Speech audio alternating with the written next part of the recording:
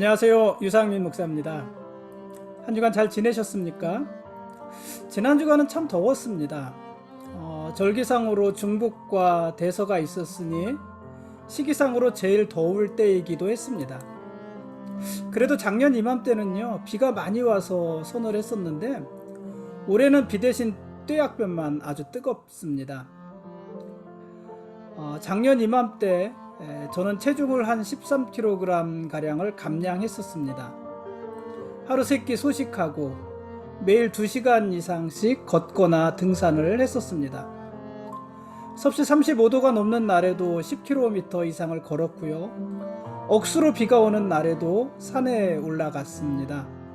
그러고도 힘이 남으면은 둘레길을 뛰어다니기도 했습니다.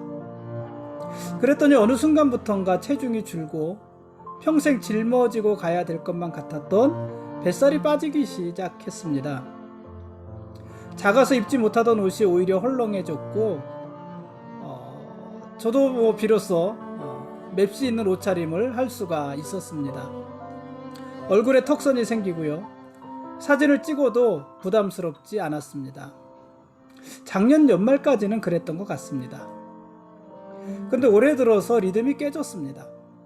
먹는 양이 늘었고 운동량은 줄었습니다.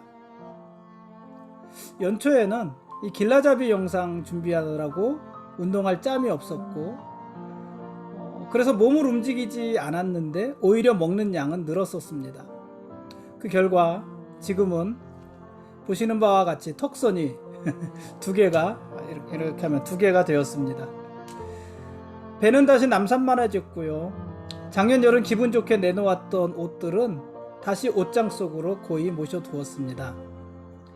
작년 여름에 좋은 양복을 한 벌 맞췄는데 올해는 한 번도 입지 못했습니다. 그러고 보면요, 몸은 참 정직하지 않습니까? 먹은 만큼, 움직인 만큼 몸이 만들어집니다. 그렇다면 보이지 않는 우리 영혼도 그럴 것입니다. 하루 기도하지 않고, 하루 말씀 보지 않고, 하루 예배를 거른다고 해서 당장 우리 믿음이 추락하는 것은 아닙니다.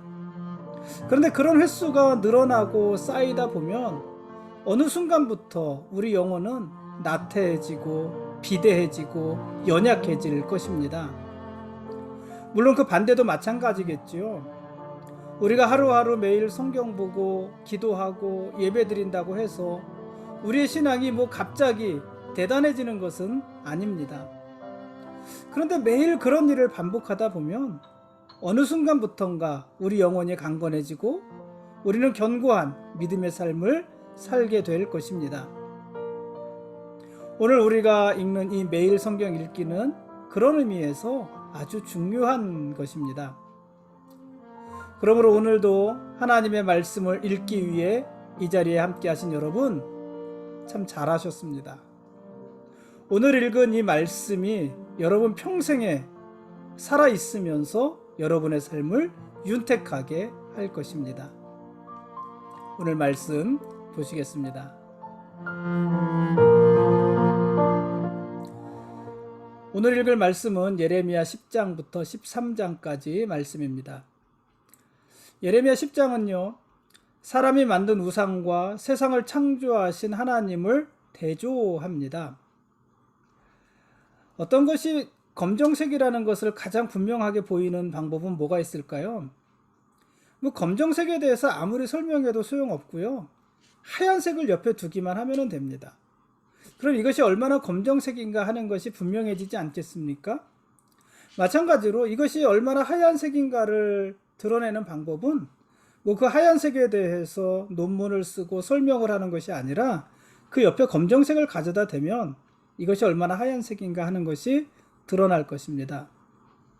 우상과 하나님을 비교하면 하나님에 비해서 우상은 얼마나 하찮은 것인지, 또 그 우상에 비해서 하나님은 얼마나 대단하신 분인지가 분명해지는 것입니다. 이 예레미야 10장에서 우상과 하나님을 그렇게 비교합니다. 우상이 뭘까요? 우상은 산림에서 벤 나무를 기술공이 도끼로 만든 것입니다. 그렇게 만든 것에 은과 금으로 꾸미고 목과 장도리로 흔들리지 않게 세워놓은 것, 그것이 우상입니다.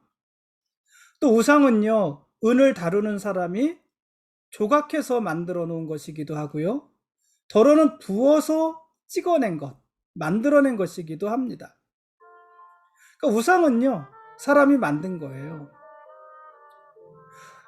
여러 가지 방법이 있지만 어쨌든 사람이 만든 것입니다. 또 이 우상은 그것이 어떻게 만들어졌던 간에 그 우상에는 생명이 없고 생기도 없습니다. 그냥 나무 쪼가리, 돌 쪼가리, 금 쪼가리, 은 쪼가리 이런 것에 지나지 않는 것입니다. 그래서 우상은 스스로 걸어 다니지도 못하고 사람에게 화를 주거나 복을 주지도 못합니다. 그럼에도 불구하고 어리석은 사람들은 자신들이 만든 우상을 두려워하고 자신들이 만든 우상을 섬기고 있는 것입니다. 이 얼마나 어리석은 일일까요? 이 우상과 사람의 관계를 놓고 보면은 사람은 창조주잖아요. 그렇죠? 우상에 대해서 사람이 만든 거니까. 사람은 창조주고 우상은 피조물인데 창조주인 사람이 피조물인 우상을 섬긴다는 거예요. 자기가 만든 피조물인 우상을 섬긴다는 것이에요. 얼마나 어리석습니까? 이스라엘이 그랬다는 것입니다. 그러나 하나님은 이런 우상과 다르신 분입니다. 하나님은 사람의 손으로 만들어지지 않았습니다. 오히려 하나님은 사람을 만드셨고 천지를 창조하셨습니다. 하나님은 땅끝에서 구름이 오르게 하셨고 비를 위하여서 번개치게 하셨습니다. 이게 하나님이 다 만드신 것들이었습니다. 그래서 하나님은 살아계신 하나님이시고 영원한 왕이신 것입니다. 그러니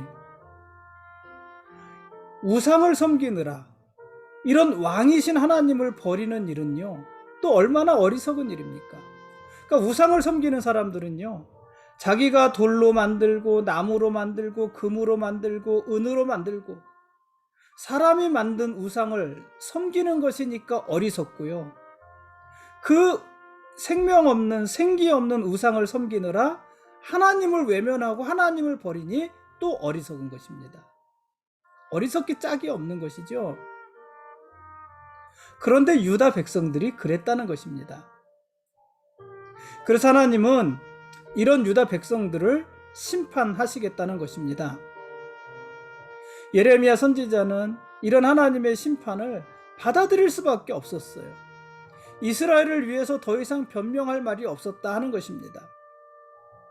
그래서 그 심판을 받아들일 수밖에 없었는데 예레미야서에 보면은 10장 24절에 보면은 그래도 다만 하나님께서 유다를 심판하시는 중에라도 너그럽게 대해 주시기를 간구하는 모습을 기록을 하고 있습니다.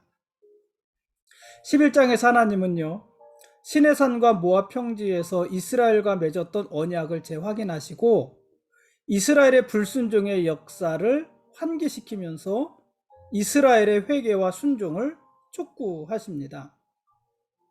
그러나 이스라엘은 여전히 하나님과의 언약을 버리고 우상을 섬기면서 하나님께로는 돌아오지 않습니다. 이제 이스라엘은요, 하나님의 재앙을 피할 수 없게 된 것이에요.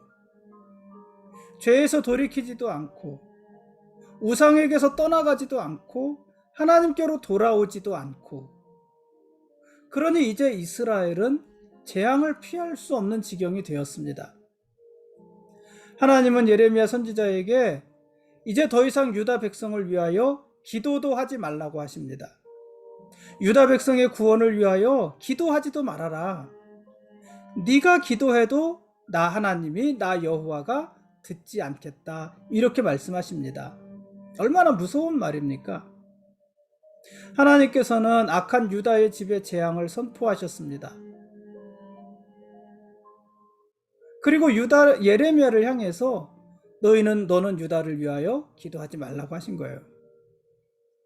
여러분, 그 목사인 저 같은 목사의 마음에도요, 기도하지 말아야지. 이제 저 사람 위해서 기도하지 말아야지. 저 집을 위해서 기도하지 말아야지. 이런 마음이 들 때가 있어요. 이게 묘한 경계인데 어떨 때는 이 하나님께서 예레미야에게 말씀하신 것처럼 더 이상 저 사람을 위해 기도하지 말아라, 저 가정을 위해 기도하지 말아라, 이런 음성을 주시는 것 같을 때도 있고요. 어떨 때는 그냥 제 분을 못 이겨서 저의 분을 못 이겨서 그래, 그럼 나 이제 당신 위해서 기도하지 않을 거야, 이제 당신 가정을 위해서 기도하지 않을 거야, 이런 생각이 들 때도 있고 그렇습니다. 근데 어쨌든 이제 더 이상 내가 기도하지 않을 거야, 당신을 위해 기도하지 않을 거야, 이런 마음이 들 때가 사실 있습니다. 하나님이 그런 마음을 주실 때도 있고요. 제 스스로 화가 나서 그런 마음을 품을 때도 있습니다. 근데 하나님께서는 예레미야 선지자를 향하여서 분명하게 너는 이제 더 이상 유다를 위하여 기도하지 말아라. 네가 기도해도 나는 듣지 않을 것이다. 이렇게 말씀하시고 유다를 향한 심판을 진행하시는 것입니다. 이 사실을 예레미야 선지자가 유다 백성들에게 말을 하는 것이고, 그러자 그 말을 들은 유다 백성들은 하나님의 긍휼을 구하면서 하나님께 돌아와서 기도하는 것이 아니라 그런 말을 전하는 예레미야를 죽이려고 합니다. 그리고 하나님은 예레미야를 살려주십니다. 이게 참 이런 이야기의 전개가 우리의 상상하고는 전혀 다르게 나아가지 않습니까? 이런 소리를 들으면 회개할 것 같은데 그러지 않습니다. 12장에서 하나님은요, 유다를 대적의 손에 붙이시고 비옥한 땅은 황무지가 되게 하겠다고 하십니다.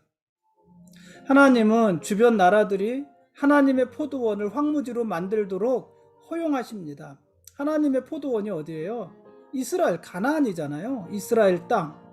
그것을 이방인들이 황무지로 만드는 것을 내버려 두십니다. 허용하십니다. 그러니까 이게 어떤 모습이냐면요, 하나님을 모르는 사람들이 하나님의 도구가 되어서 하나님의 백성들을 심판하고 있는 것입니다. 이게 얼마나 말이 안 되는 모습이에요. 하나님을 알지도 못하는 사람들이 하나님의 손에 붙잡힌 도구가 되어서 하나님의 백성들을 심판한다. 이 하나님의 백성 이스라엘 입장에서는요, 이런 수치가 어디에 있겠어요? 하나님이 그와 같이 하십니다. 13장에서 하나님은 썩은 뱃띠에 빗대어서 그러니까 뱃띠는 허리에 두르는 띠고 배로 만든 띠를 말을 하는 거예요. 배, 삼배, 배 아시죠? 그 배로 만든 띠, 허리에 두르는 띠, 그 띠에 빗대서 교만하고 부패한 유다의 상태를 지적하시고 또 북방 바벨론을 통해서 유다를 심판하실 것을 예언하십니다. 말씀하십니다. 예레미야는요, 하나님 말씀에 따라서 유브라데 강가의 바위 틈에 이 뱃띠를 감추어 두었었는데 시간이 지난 후 그것을 꺼내보니 뱃띠가 다 썩었어요. 다 썩어서 더 이상 쓸 수 없는 것이 되어버렸습니다. 제가 이렇게 한참 배가 나왔을 때는요, 이 허리띠를 하고서 배에다 힘을 주면 허리띠가 터질 것 같아요. 물론 그런 적은 없습니다. 그 큰일 나겠죠, 그랬다가는. 근데 이 썩은 뱃띠니까는 썩은 뱃띠를 뭐 하겠어요? 그걸로 허리띠를 할 수 있겠습니까? 그럴 수 없죠. 그렇게 썩은 뱃띠가 되었는데, 썩고 더 이상 쓸 수 없는 뱃띠가 되었는데, 이것을 보여주시면서 그것이 유다의 상태다, 이렇게 말씀을 하십니다. 하나님의 말씀을 멸시하면서 하나님 대신에 엉뚱한 것을 의지하는 이스라엘의 교만과 이스라엘의 멸망을 보여주는 은유, 그것이 썩은 뱃띠였던 것입니다. 점점 썩어가는 뱃띠처럼 이스라엘은요, 계속해서 배역의 길로 갔고요, 마침내 그들은 썩어서 아무 쓸모도 없는 존재들이 되고 말았던 것입니다.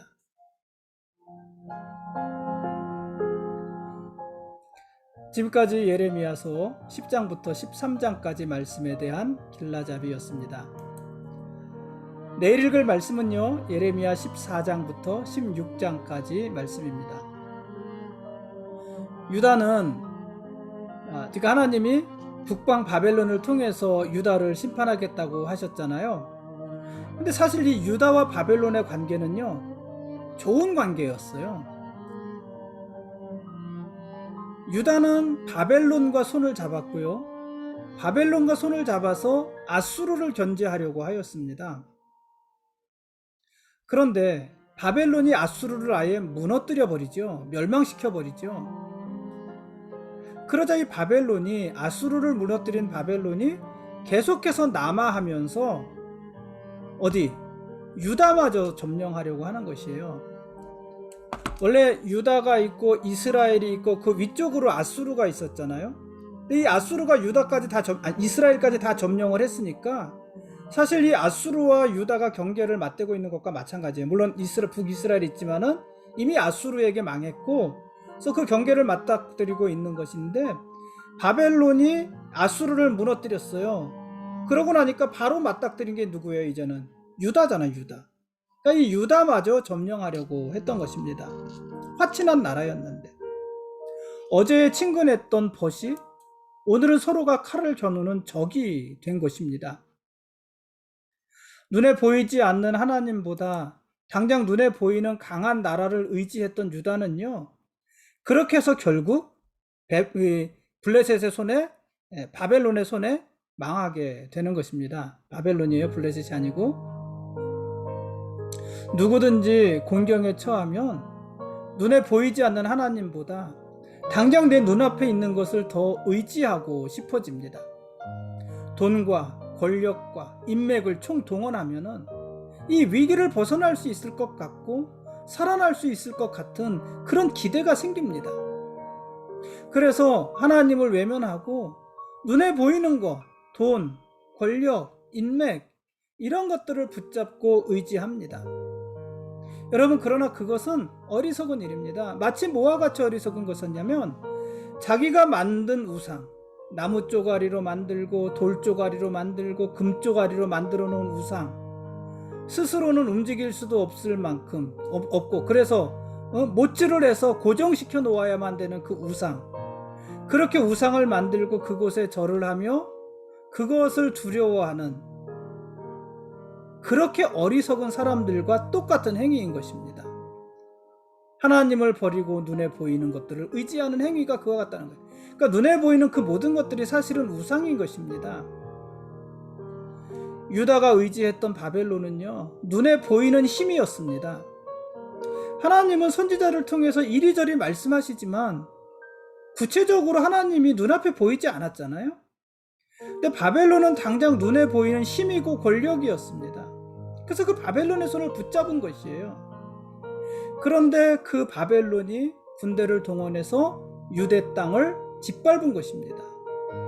그 결과 유다가 의지했던 유다는 자기들이 의지했던 바벨론에 의해서 멸망하게 되는 것이고요. 마치 산고를 겪는 여인처럼 극심한 고통에 사로잡히게 되는 것입니다. 또 치마를 들추어서 얼굴을 가린 것처럼, 얼굴까지 치마를 들춘 것처럼 큰 수치를 당하게 되는 것입니다. 이 모든 것이 유다의 죄로 말미암은 것이라는 것입니다. 예레미야 13장 27절 마지막 절에서요, 하나님은 유다를 향해서 이렇게 말씀하십니다. 내가 너의 간음과 사악한 소리와 들의 작은 산 위에서 네가 행한 음란과 음행과 가증한 것을 보았노라. 화 있을진저 예루살렘이여, 네가 얼마나 오랜 후에야 정결하게 되겠느냐. 화 있을진저 예루살렘이여, 네가 얼마나 오랜 후에야 정결하게 되겠느냐. 우리 부모님들이 흔히 하는 말씀이 이런 거잖아요. 네가 언제나 정신을 차릴 것이냐, 이런 말 하잖아요. 하나님이 유다를 향해서 그렇게 말씀하십니다. 네가 얼마나 오랜 후에야 정결하게 되겠느냐. 하나님이 유다를 생각하며 가슴을 치고 한탄하시는 것입니다. 하나님의 이 한마디에 악을 더해가면서 악에 익숙해져가는 자기 백성을 향한 깊은 한숨과 탄식이 다 담겨 있는 것 아니겠습니까? 그러나 이스라엘은요, 우상 숭배를 위해서 동분서주하고 강대국을 찾아가서 자신들을 의탁하느라 이런 하나님의 탄식하는 소리를 듣지 못합니다. 여러분, 우리가 아무 생각 없이 짓는 죄에 대해서 고민하면서 탄식하시는 하나님의 소리가 들리지 않으십니까? 우리는 아무 생각 없이 죄를 지어요. 처음에 그 죄를 질 때는 가슴이 두근거리기도 하고 이 죄를 짓고 하늘에서 벼락이 떨어지는 것이 아닌가 그런 두려움이 있기도 했는데 한 번, 두 번, 세 번, 네 번 반복해서 짓다 보니까 아무것도 아니에요. 죄를 지어도 아무 일도 일어나지 않아요. 그러니 그 죄를 짓는데 더욱더 대담해졌고 이제는 그것이 죄라고 생각하지도 않는단 말이에요. 이것이 사람 살아가는 모습이지 이게 무슨 죄인가? 죄라고 생각하지도 않아요. 여러분, 그게 정말 죄인지 아닌지는요, 그 일을 처음 할 때 내 마음이 어땠는지를 돌아보면 돼요. 처음 행할 때 내 마음이 어땠는지.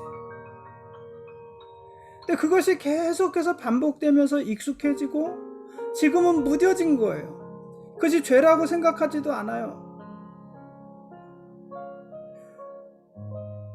그러나 우리가 그렇게 짓는 죄, 아무렇지도 않게 짓는 그 죄에 대해서 하나님은 고민하며 탄식하시며 한숨 짓는다 하는 말입니다.